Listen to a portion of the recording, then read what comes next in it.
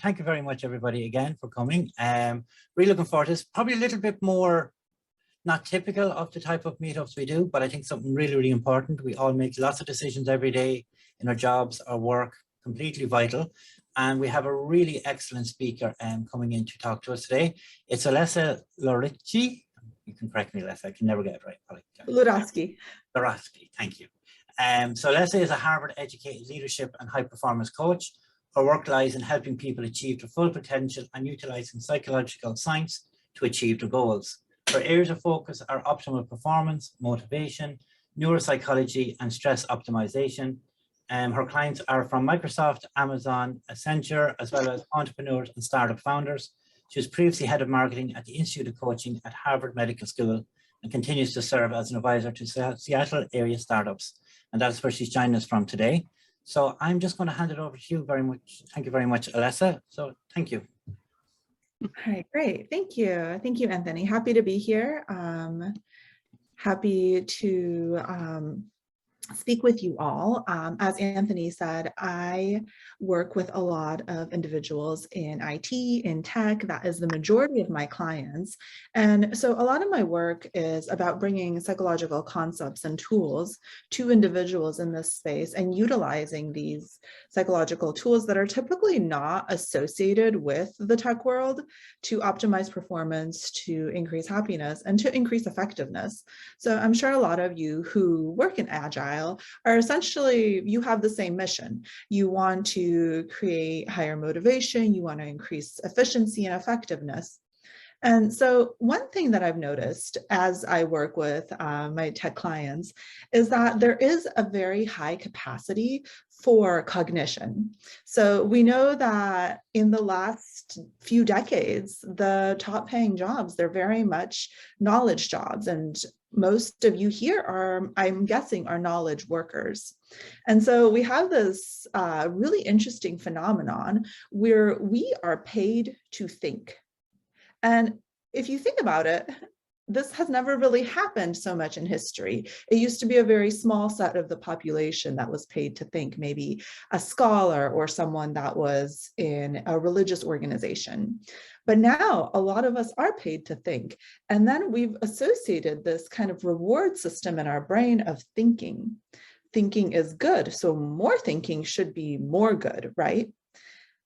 That might not be the case, and that's what I'm going to talk about today. So the way I'm going to lay this out is I'm going to talk a little bit about kind of the premise of this from the psychological perspective, and then I'm going to open the floor up to you all and see if we can get into kind of a more practical approach, and you can all ask questions, and I can see if I can offer any insights into maybe some things you're struggling with, something you've seen on teams, or maybe individuals that are struggling with this concept of decision-making, of overthinking, and making sure that we are thinking to the optimal capacity, but not overdoing it to the point in which it's essentially harming our efficiency, harming our motivation. Okay, so in psychology, we have this thing called need for cognition. This is not something I've seen a lot kind of talked about in the popular psychology kind of media, but need for cognition is actually a personality trait. And a lot of you here probably might not be able to conceptualize that some people have a very low need for cognition, which means that they actually don't like to think, because need for cognition is essentially the personality trait that indicates that you enjoy thinking. You just kind of like, you know, going through logic puzzles in your head, or you like kind of thinking about future plans, and you just enjoy the sensation of thinking. And not everybody is like that. But typically, if you work in kind of that knowledge worker sphere, you are like that. And obviously, also our jobs kind of increase this need for cognition, because we are so very much motivated to think more. We kind of live in a culture and in a sort of cultural bubble in which we all think, you know, thinking more is good, right?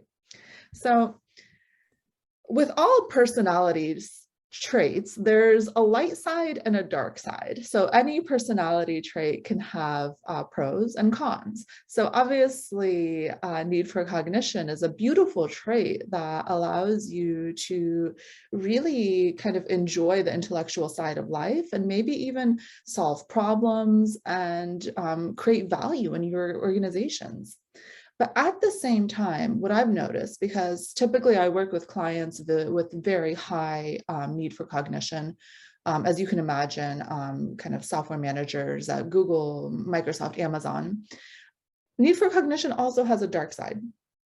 And it makes you extremely vulnerable to overthinking. And this is something maybe you've seen in yourself, maybe you actually don't recognize it. In a lot of cases, individuals partake in overthinking because they think that they need to. Oftentimes, you have a sensation that something is going to go horribly wrong if you do not spend a significant portion of your day worrying about the future. So if that doesn't resonate with you yet, let me kind of explain a little bit more, because sometimes people don't buy in right away. So essentially, overthinking is that constant appraisal and reappraisal of information in your head. And it often leads to a bit of a vicious cycle of anxiety and indecision. What a lot of people don't know is that anxiety actually is a Pavlovian response. So if any of you took kind of Psych 101 in university or anything like that, you might remember Pavlov and his dogs, right? So he found out that he could condition them to respond in a manner after he rings his bell, and they start to salivate when previously they did not salivate until he put down the food. So if that sounds confusing, just Google it after, and I'm sure Google will give you a much better description. But anyways, so a Pavlovian response is essentially in which A has been conditioned to B. So if A happens, the brain expects B. And what we do is we often feel anxious about the future, right? Like we feel worried. We are typically conditioned to not like uncertainty, because especially in the kind of environment that all of us work in, uncertainty means massive loss. Like it means profit loss, it means inefficiency, and that's not great, right? It's not great for the stock price, and it's not great for us. And so we do not like any type of uncertainty. And so what we do is we try to make ourselves feel better when we have uncertainty, because we view it as a huge danger. So because uncertainty is ambiguous and we can't actually really do that much about it, we create these Pavlovian cycles in our minds where we're like, okay, I feel uncertain. That makes me feel stressed. And so what I'm going to do is I'm going to partake in an action that will make me feel better.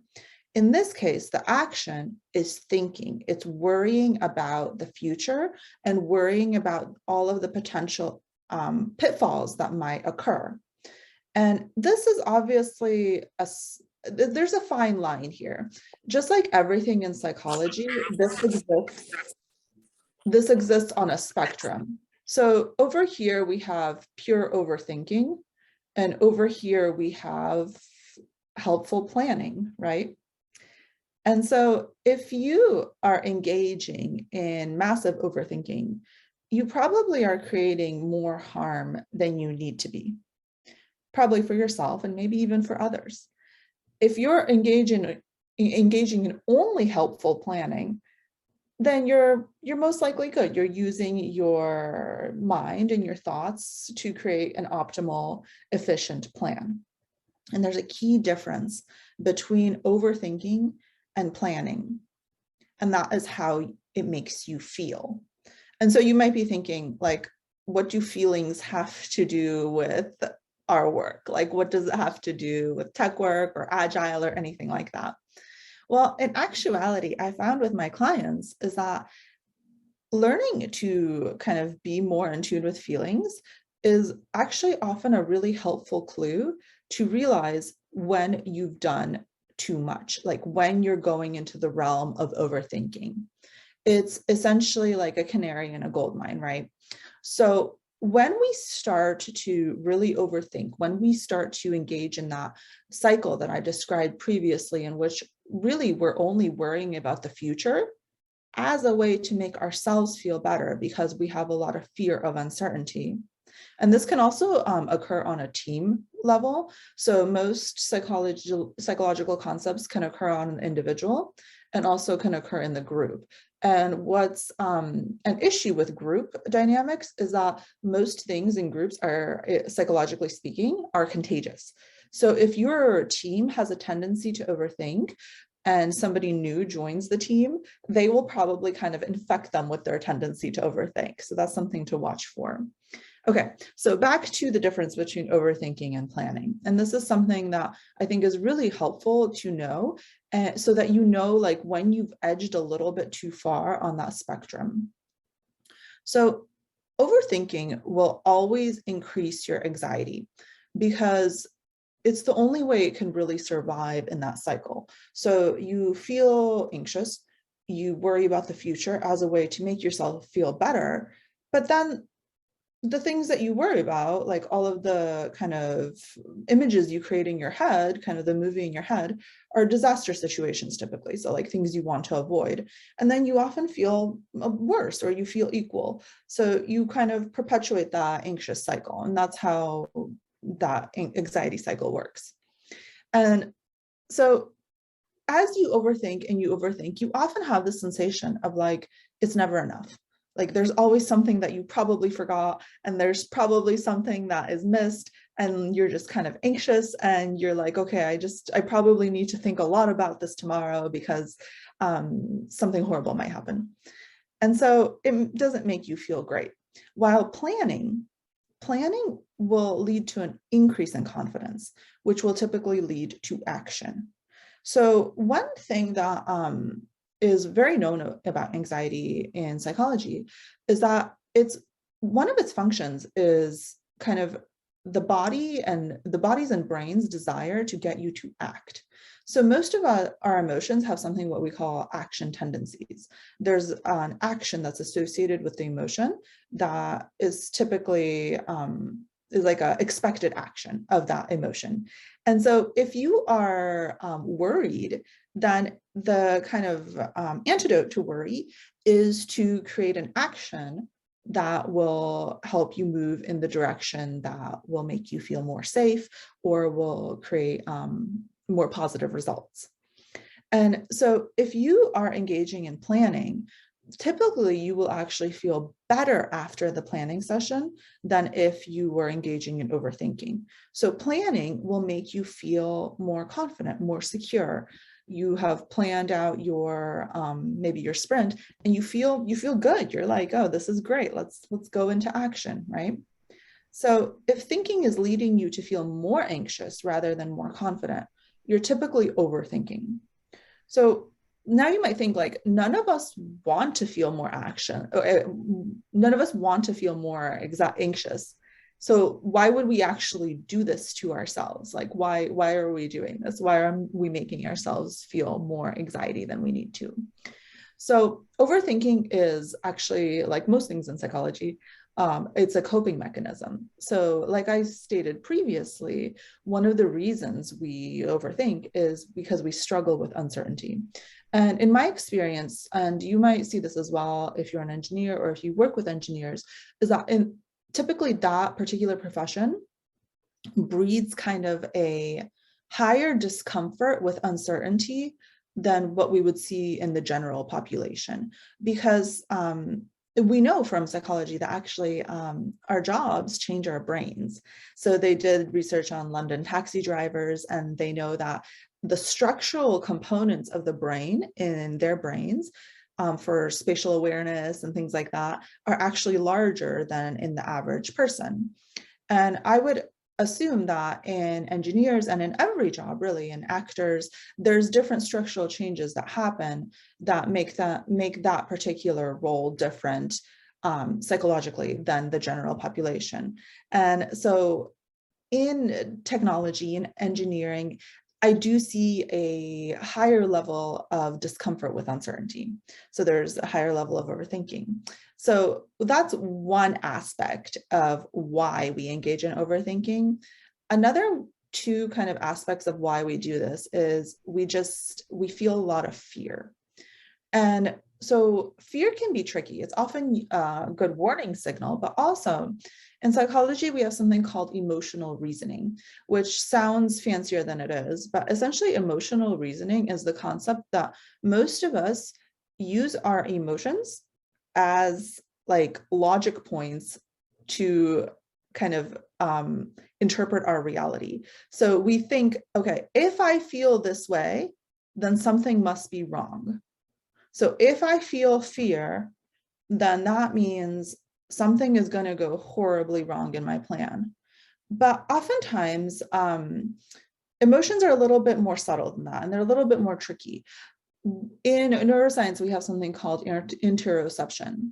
And I'll briefly tell you a story that one of my neuroscientist teachers told me, is that when it comes to interoception, we can make a lot of mistakes. And interoception is essentially our brain's analysis of the clues that are happening in our body. So like maybe our temperature rises, maybe our stomach feels uncomfortable. There's like hundreds of little signals that we get from our own state. And so my neuroscience professor tells a story in which she, as a grad student, had a boy in her class that she didn't really have any attraction to. She was like, he's fine, whatever. But he asked her on a date and she's like, why not? I'll give him a chance. Maybe something will grow out of this. And so they go on the date and they're having dinner, and all of a sudden she feels super flushed. Her heart is beating fast. She feels kind of hot. And she's like, oh my gosh, like maybe I'm falling in love with this boy. Maybe I was wrong. Like, obviously there's something here.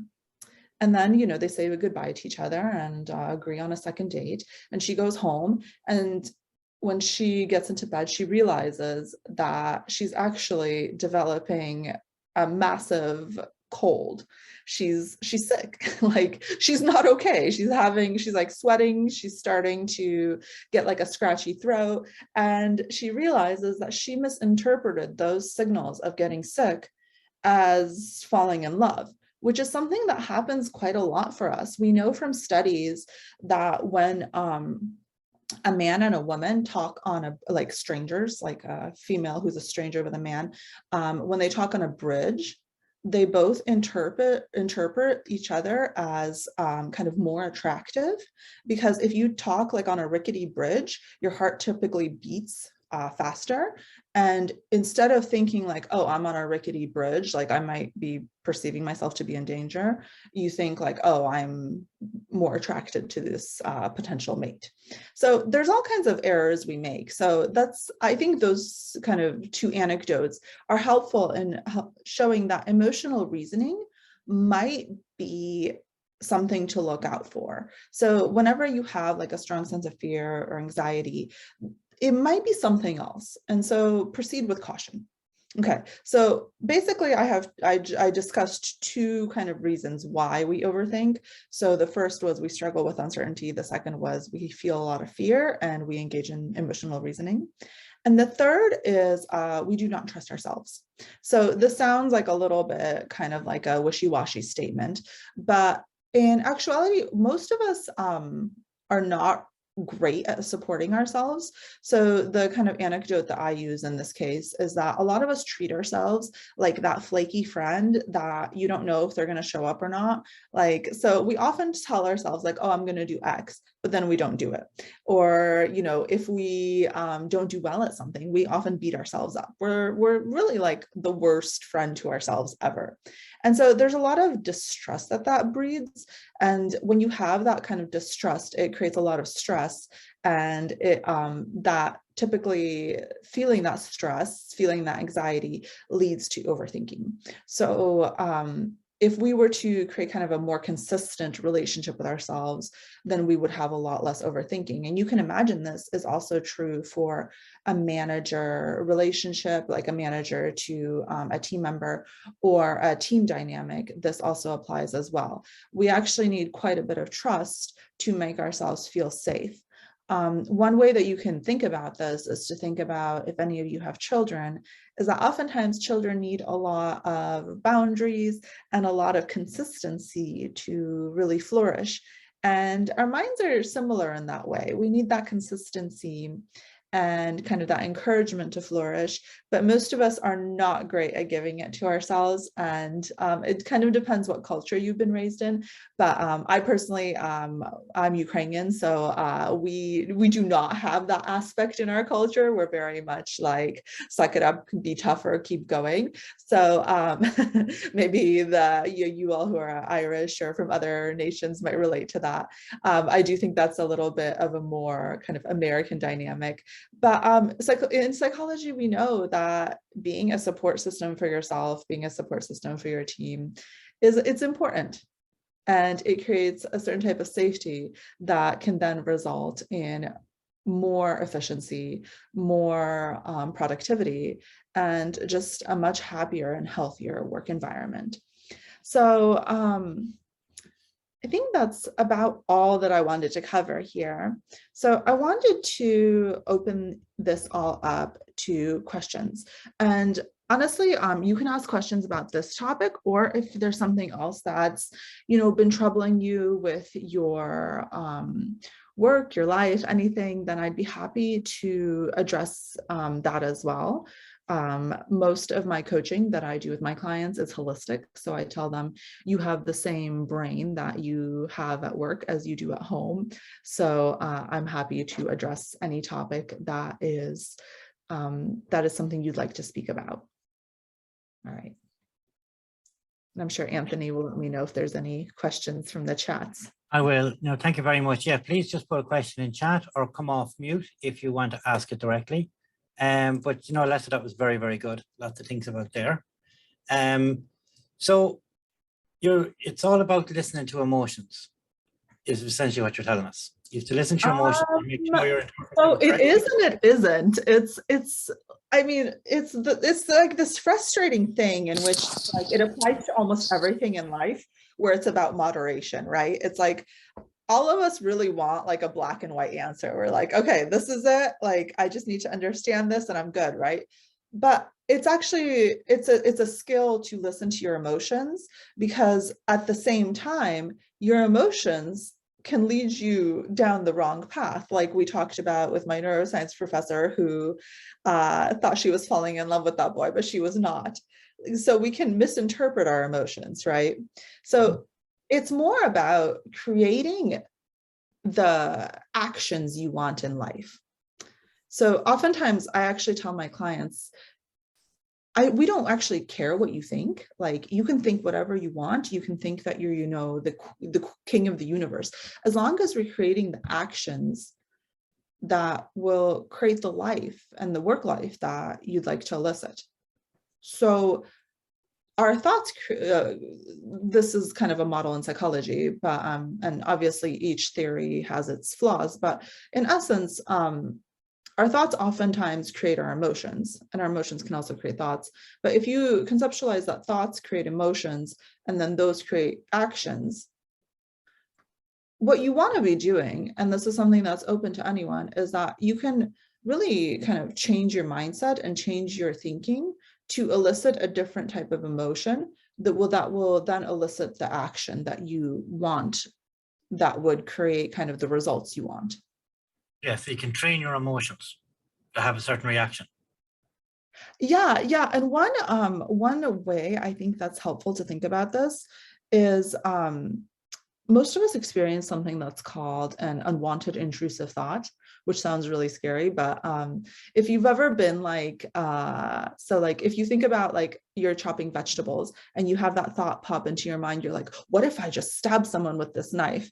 And then you're like, oh my gosh, like, why would I think that? Like, it's just like such a random thought. And like most of us have these where it's like you have this thought that like seems so crazy. You're like, why did that pop into my mind? And what happens there is that most people who are what we call like psychologically normal would dismiss that thought and be like, oh, that was whatever. And so this thing that you're doing that most of you have already done, and you're probably already good at, you can do that with any thought and any emotion. But what happens is that most of us have a thought about ourselves. We're like, okay, like what if I was like preparing for this and I was like, oh my gosh, like I'm going to completely like fail at this agile meetup and everyone's going to think like I'm the worst speaker ever. And so like there's that like tipping point where I could believe that thought, like I could dismiss it, or I could believe it, or I could dismiss it like an unwanted intrusive thought. What most of us do is we believe it and then we feel bad about ourselves. And then we like don't do any speaking engagements because we're like, I'm a horrible speaker, like this is super embarrassing, right? Yep. Does that make sense? No, it makes an awful lot of sense. Thank you. Okay, right. So there's some questions have just come in on chat there, so I'll just take them in order. So what would you say are the best ways to encourage trust in a work team setting with new leadership? Yeah. So I think the first step is to be really, really careful of preconceived notions that you might have. So what I often tell all my clients is that with each team, with each role, try to come in with as much presence as possible, only focusing on this current moment. And this is the reason why, is because our brain actually predicts from previous occurrences. So it's almost like an algorithm, like it takes in the previous information and then it just creates like a regression. And it's like, oh, this is what's going to happen next. And this is obviously useful in some cases, and I don't think we would be able to function otherwise because we'd just be taking in too many data points. But it can lead to a lot of mistakes. So if you've been in a toxic environment, if you've struggled in previous roles, if you're coming from if you were previously an IC and you became a manager, those things, a lot of those things are not going to serve you in this new role. So it's all about just like, okay, this is a brand new slate. This is a new kind of point in my life, and to just be completely like in this moment, not forecasting into the future, not kind of borrowing from the past. Yeah, no, very mindful. Yeah, which I know is a term that's like really thrown around a lot, but I think, I mean, it's there for a reason. Yeah. And so like I do kind of think of it as a more practical thing rather than like, oh, be healthier, be more mindful. It's like, if you think about it, you're missing a lot of information when you're not present, when you're not focused. And so if you're just spending your time kind of an autopilot, predicting from the past, or if you're spending your time in autopilot, forecasting into, typically what we forecast is into like this horrible future of danger, then you're not really going to be the most effective, because the way that you're going to kind of interact with other people is going to be very much based on what has happened in your life before, or into like this psychological movie that you've created into your mind of what it's going to be like. And typically we're not great at understanding people unless we actually really, really kind of focus on them and sit with them. And so this is actually also known about anyone who has kind of what we call like a higher than normal communication skills, is that typically they're really, really good at just sitting and only being with that person and shutting off their mind, like shutting off all that thinking, all that stream of thoughts, and just taking it in, like taking that person in, really listening to them. It's quite rare. Yeah, no, that's really good. Thank you very much, Olesya. Just next question, good few have come in. Great talk. If you feel off, what techniques or tools do you use to check in with yourself? Yeah. And I mean, like I said, you could feel off for a million reasons. Like oftentimes I feel like all down, like right before I get sick, and I have like this like existential crisis. I'm like, why do I feel so down? Like, like what is the meaning of life? And so that's a great question. And so oftentimes, it depends what works for you. And I think this whole like self-care movement that you've probably all seen on social media, in a way, I think it's really awesome, but in a way, I think it's really annoying because like for the majority of my clients, like a bubble bath is not going to do it. Like they're going to feel weird. Like it's going to cause probably more anxiety than they had before.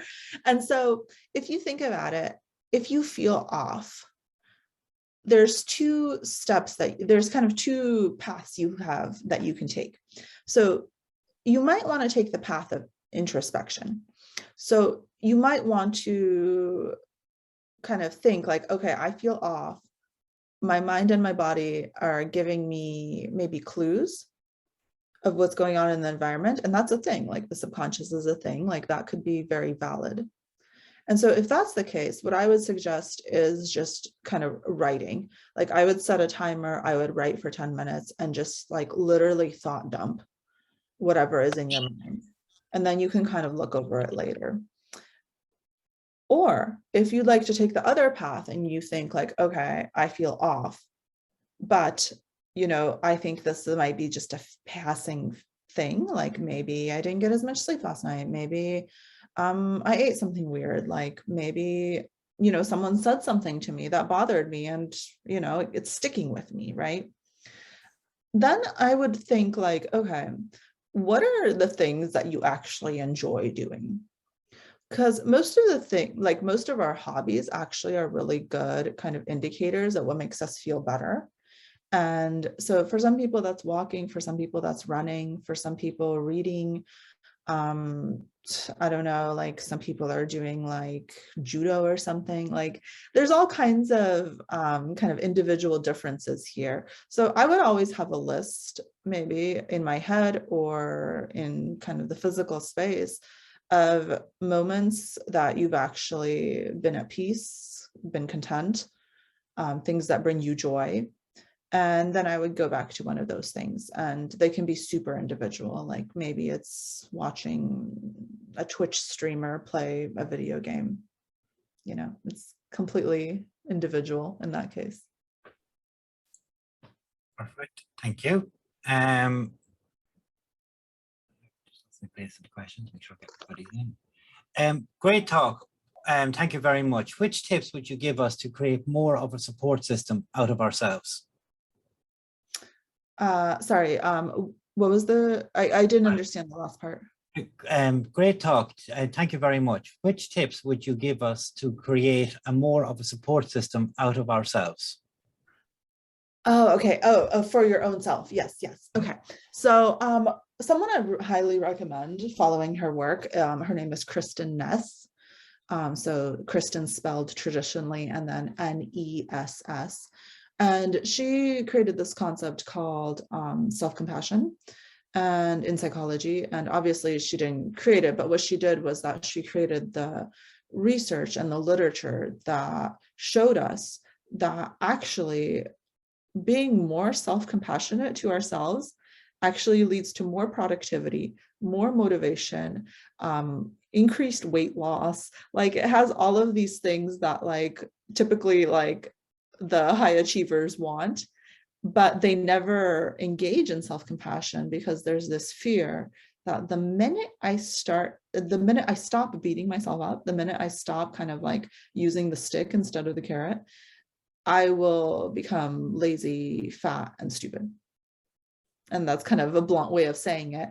But essentially, it's really having your own back and being there for yourself when you fall in your thoughts, and really reworking those automatic thoughts, the negative automatic thoughts that often come to us, especially when we don't do well, that are highly, highly critical, that really destroy yourself. And if you're someone that engages with this quite a bit during the day, what also happens is that you typically start to feel quite tired. Like if at the end of the day, you kind of feel beat up and tired, this is a variable that might be good to work on, because it's actually quite exhausting to kind of like beat yourself up throughout the day. It's almost like if someone followed you around and like they were going to punch you, but you didn't know when throughout the day. Like you're always like, oh no, they might punch me.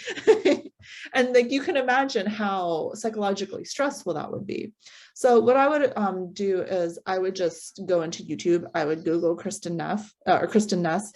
She has, wait, did I say Ness? I think I mean Neff. Hold on, give me a sec. I'm pretty sure I mean Neff. Sorry. Hard to remember people's names. I mean Neff, N-E-F-F. Sorry about that. There's another psychological blog thing that's called Ness Labs, which is also good. And so what I would do is I would Google Kristen Neff and just maybe read one of her books or watch one of her interviews. And she offers a lot of super practical ways to increase self-compassion.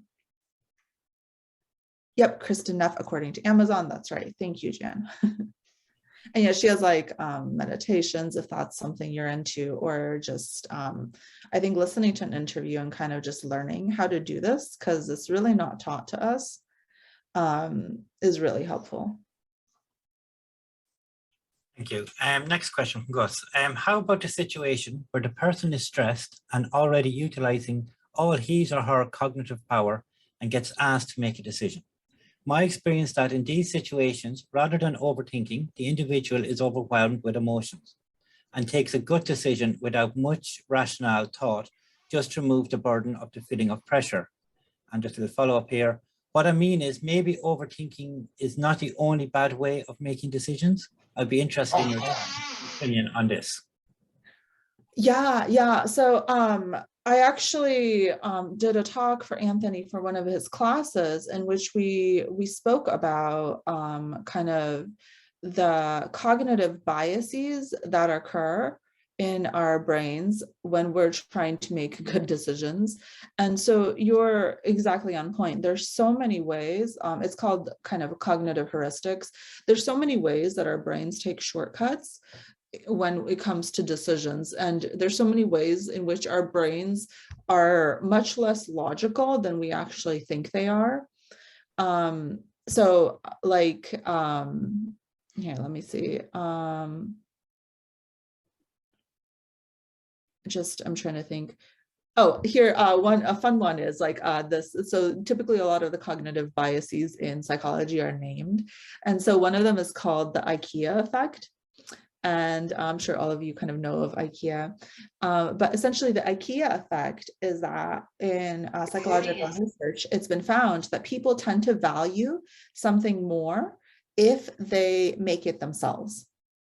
So this often, you've probably seen this in the workplace when you have like a manager and they come up with an idea or they come up with a project and everyone's like, no, that's a horrible idea, but they are just like so into it. They're like, this is great. Like this is the way to go. And it's because we have a bias for anything that we create ourselves. We tend to think anything we create is slightly better than as something someone else creates. So yeah. So if you want to kind of look into these, they're called cognitive heuristics, and it's fascinating. Yeah, absolutely. You went through them with us and it was really good. Yeah, and I couldn't even cover all of them. I just did a few. How would you advise someone to train our thoughts? Personally, I always feel fear, anxiety, and similar feelings before I can think, before I think in any bad outcome possible. The bad thoughts and the overthinking, at least for me, are the result of not giving direction to these feelings. How would you advise? I'm asking humbly for an advice. Okay, just so I understand, the question is that the feelings are kind of clues to the inner state? Yeah, to feel fear, anxiety, and similar feelings before they can think. They all kind of ruminate bad outcomes is what I'm thinking before they make a decision, and they're making themselves anxious. Okay, so what's kind of the ideal scenario here?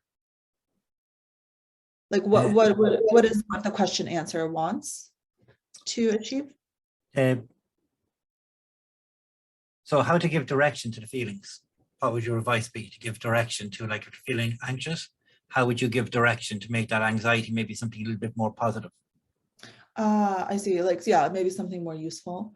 I see. Okay. So yeah, I think what happens, this is really well known in psychology, is that most of the suffering we create for ourselves is because of our resistance to the situation, to the emotion, to people, to literally everything in our environment.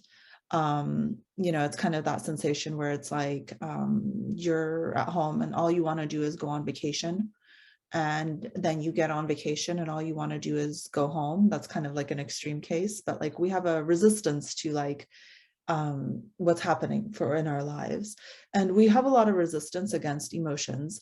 And so what I think is, this is something what we call it meta emotion. It's that concept that when we feel something like anxiety, we often feel bad for feeling anxious. Like we feel like maybe we're a bad person, maybe we're doing something wrong, maybe like this is indicative of our lives not being good. And so the meta emotion creates much more suffering than just if we were to experience the anxiety. And so with that, like, I think what's really key is to not judge the sensations that come to you. Like I said previously, a lot of this type of like emotional kind of state can come for various reasons. And you always have a choice whether you would like to introspect or if you'd like to move on.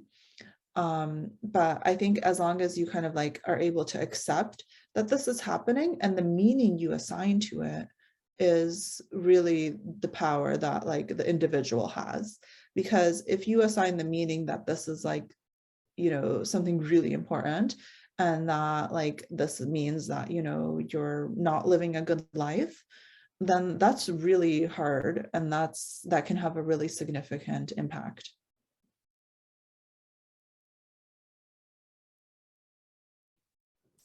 They just had two follow-up points here. You said that thoughts lead to feelings and feelings lead to actions, but I don't But think they're also bicausal. So if you think about it like in a triangle, you have thoughts, feelings, actions, but the arrows go both ways. okay. But I don't think before feeling. Actually, my feelings direct my thoughts. Yeah, and essentially, yeah, you feel first and then you think. So yeah, what will happen then is that you have the option to reframe, and that's psychological speak for basically thinking a thought after your thought. So if you think like, I feel anxious, oh my gosh, like there must be all of these things that I forgot to do, then you think like, oh, anxiety comes and it's a normal sensation, like, I'm gonna just let it be or something like that. Or like, you have like different ways that you can interact with that thought that comes after the anxiety. Because yeah, like things happen in our bodies and minds, but the way we react to them is really the decision we have. That makes a lot of sense. Thank you. And just, there's no more questions at the moment anyway. Just one last comment is, there are practices to help overcome cognitive bias and support critical thinking, e.g. red team thinking as used by the military. Don't know if you came across the term red team. Yeah, there's I think lots of disciplines have various practices to do this. I like Daniel Canahan. I'm horrible at people's names. His book Thinking Fast and Slow. It's long, but it's good, and it really speaks to kind of how many errors our minds make. And it can, I think also just knowing these, like I feel like once you label a cognitive bias and you kind of know it, I think like you see it all the time. You're like, oh, look at that. Like I'm doing the IKEA effect because I always think anything I make is better or any of my ideas are better than the team's. And so like, it's like, it creates almost like a warning system in our minds that it's like, oh, okay, I knew to be aware for that. Oh, we have Oh, another question. What do you think the relationship between anxiety that causes overthinking and the always growing pressure, that short deadlines and continued dual change in direction? How do you advise leaders and organizations to work in anxious environments?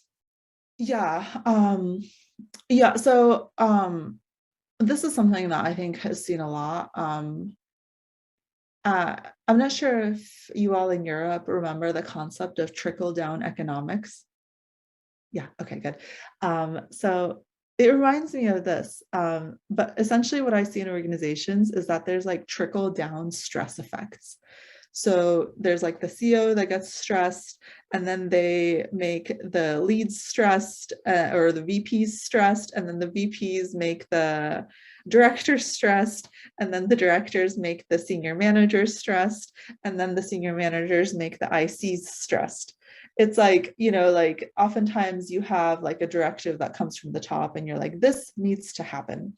And that stress is really contagious. And oftentimes what we do, and we know this really well from like abuse psychology. So like we call it the abuse cycle. And abuse doesn't just have to be physical, right?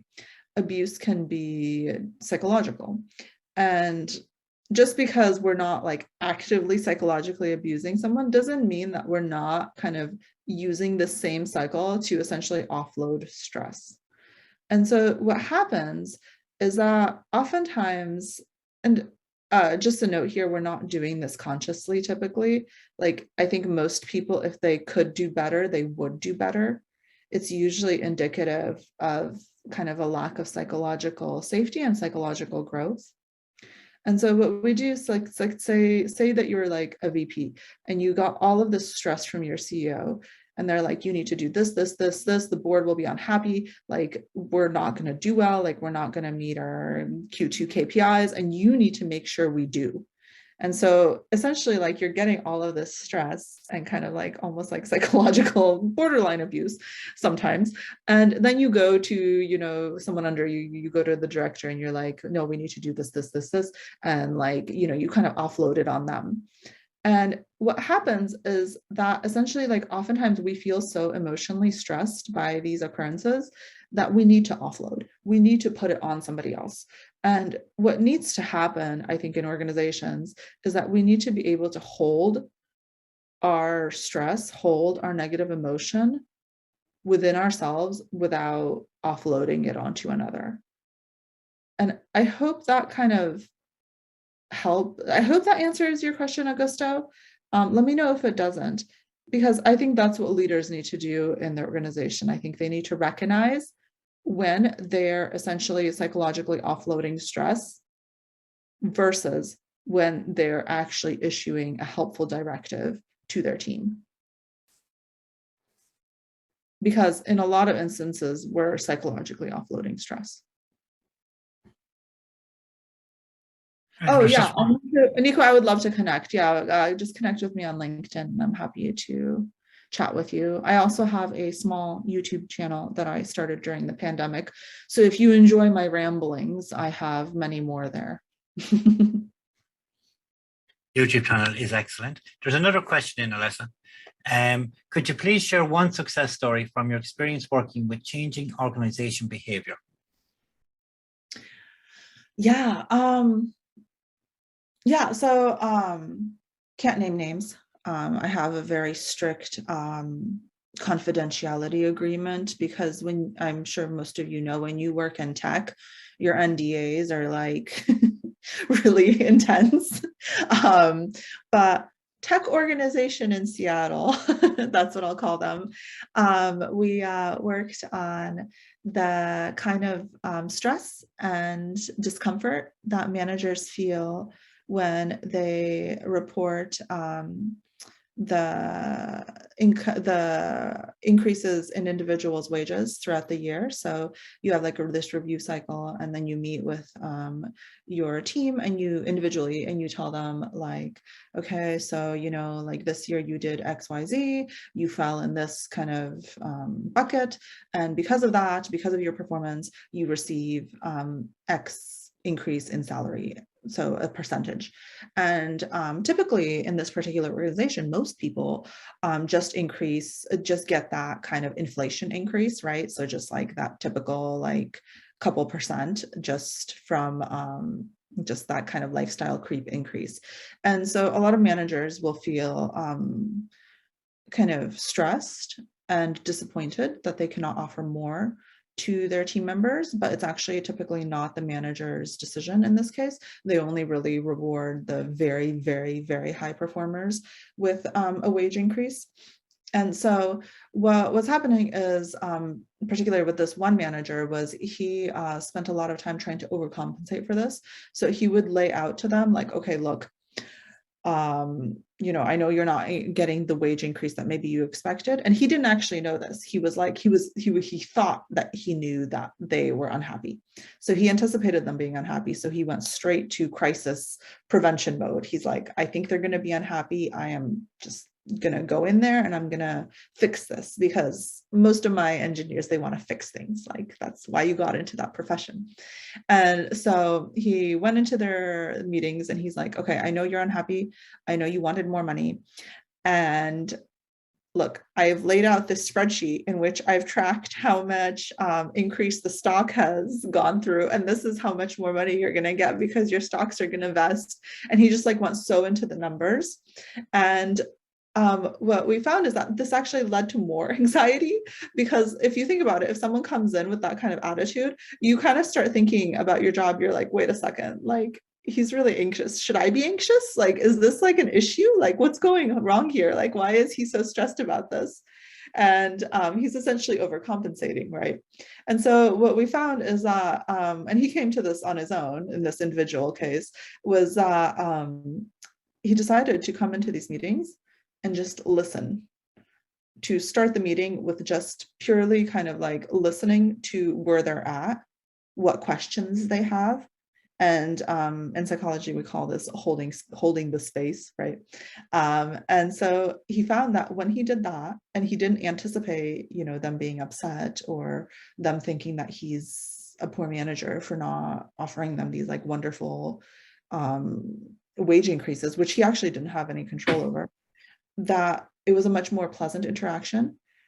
They actually created a stronger bond, and he found that the team members felt a lot more safe and a lot kind of more happy with their actual just kind of normal wage increase, instead of when he was kind of overcompensating. So yeah, that's just an example that came to mind. I'm not sure if that resonates with you all. Just one other question. I think it's a follow-up. Many orgs are adopting to agile ways of working. Do you think agile brings a lot of changes in the way how orgs run? I think it depends on the org. I know in tech, a lot of tech companies adopt quite a few agile principles, even if they don't actually just use agile. One aspect of agile that I think is helpful, and most of my knowledge about agile comes from my clients, so I don't have any actual direct knowledge. So if anything I say is wrong, we're going to blame it on them. So one thing I think that's wonderful about agile is that it actually has like a process in which you evaluate like what went wrong and what went right. Is that correct? Okay, good. Just making sure. And I think that kind of pausing and having the structure for that pausing is really, really helpful. And I think if everyone kind of functioned that way, I think we would create better organizations in the whole world. And I think the structure is important because from psychology, we know humans are these wonderful creatures, but also we tend to like have a lot of deficiencies. So if left to our own devices, we just won't pause. Like we'll just keep going. Yeah, and he said, thank you, that makes sense. Yeah, we'll leave it there. So Olesya, thank you very much for your time again. That was really, really good talk. Really different side of agile, but something we all really need to consider and take on board. So thank you very much again. Thank you all. Thank you. Bye-bye.